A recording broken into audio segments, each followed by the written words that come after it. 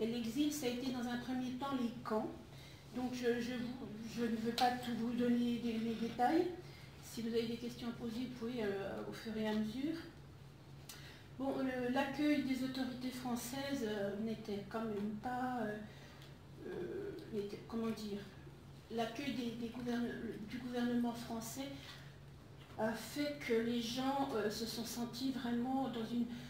Le fait déjà de partir de leur pays, d'être chassés de leur pays en quelque sorte, parce que le gouvernement de la République était quelque chose de légal, le fait d'être chassés de leur pays, d'être déracinés, c'est quelque chose d'assez difficile à supporter. Surtout quand on est accueilli de façon aussi peu confortable, c'est le moins qu'on puisse dire, parce qu'on est accueilli dans des camps. Les femmes et les hommes étaient triés à la frontière. Donc on mettait les femmes, les enfants et les vieillards dans des trains. On a mis les femmes, les enfants et les vieillards dans des trains et on les a emmenés vers... il y a à peu près 70 départements qui ont accepté d'accueillir ces réfugiés. Et les hommes, eux, étaient, pour la plupart, parce qu'il y avait aussi des femmes dans ces camps, sur les plages. Donc ma mère, elle, et mon frère aîné, qui avait 1 an à l'époque, se sont retrouvés à Miellin, en Haute-Saône, dans un pays très froid. Eux qui venaient d'un pays du soleil, ça a été très très dur de se retrouver à Miellin. Donc je vous raconte l'histoire de ma famille. Donc mes parents et mon frère aîné, alors âgés d'1 an, se sont enfuis de leur village près de Lérida, en Catalogne, pour échapper à une arrestation et sûrement à la mort suite à une dénonciation. Alors, ce qui est terrible dans la dénonciation de mon père, c'est que c'est sa propre tante qui l'a dénoncé aux autorités franquistes. Donc ils étaient obligés de fuir leur pays en sachant que c'est leur propre famille qui les ont dénoncés. Alors ma mère et mon frère ont été séparés de mon père et parqués dans un camp de contrôle, ce qu'on appelait un camp de contrôle. C'était un camp, enfin des barbelés, souvent un terrain nu, où on mettait les gens pour savoir où les envoyer. Donc ma mère et mon frère se sont retrouvés au Boulou. C'est à la frontière française du côté Catalogne. Mon père, lui, il a été dirigé à Saint-Cyprien, où il est resté sans rien savoir de sa famille. Il m'a raconté qu'il se lavait dans la mer et qu'il avait eu très faim. Il n'avait souvent qu'un peu de pain à manger. Il a souffert du froid parce que même s'il dormait dans un trou de sable, la tramontane est très froide et le vent souffle très très fort sur les plages de Saint-Cyprien. Je peux en parler parce que j'y vais tous les ans. Il y avait aussi dans ces camps une forte pression pour faire entrer les réfugiés en Espagne. Et il y avait une autre pression aussi pour les enrôler dans des CTE. Les CTE, ce sont des compagnies de travailleurs étrangers. Parce qu'on voulait les garder sous contrôle en fait. Donc c'est pour cette... Et en même temps, c'était tout un ensemble parce qu'il y avait aussi l'industrie et l'agriculture qui avait besoin de bras.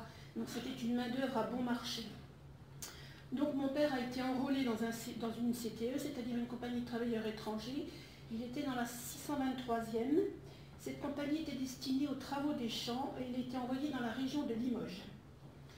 Alors lors de leur séparation, mes parents se sont dit qu'ils essaieraient de se retrouver par l'intermédiaire de la Croix-Rouge. Alors pendant que mon père végétait à Saint-Cyprien, ma mère et mon frère, eux, étaient mis dans un train avec un petit baluchon parce que ma mère avait quelques vêtements de rechange pour mon frère. Ils ont été mis dans un train avec des centaines d'autres et ils partaient vers une destination inconnue. Cette destination inconnue, ça a été Navenne. Navenne, c'est à côté de Vesoul. Et de Navenne, eh bien, il a fallu les répartir dans tout le département de la Haute-Saône. Et ma mère, elle s'est retrouvée à Miellin. C'est dans un tout petit village. Et ils sont allés dans une usine désaffectée, un ancien tissage, où rien n'est prévu dans une usine pour accueillir des réfugiés. Ils étaient au bord du ruisseau, un petit ruisseau qui s'appelle la Doue de l'eau. Et la Doue de l'eau, ça a été leur lavoir, ça a été leur salle de bain, ça a été là où on faisait la vaisselle, ça a été tout parce qu'ils n'avaient pas d'eau courante, ils avaient un peu d'électricité. Ils habitaient couchés sur des planches surélevées avec un genre de paillasse. C'était des espèces de matelas avec de la paille dedans.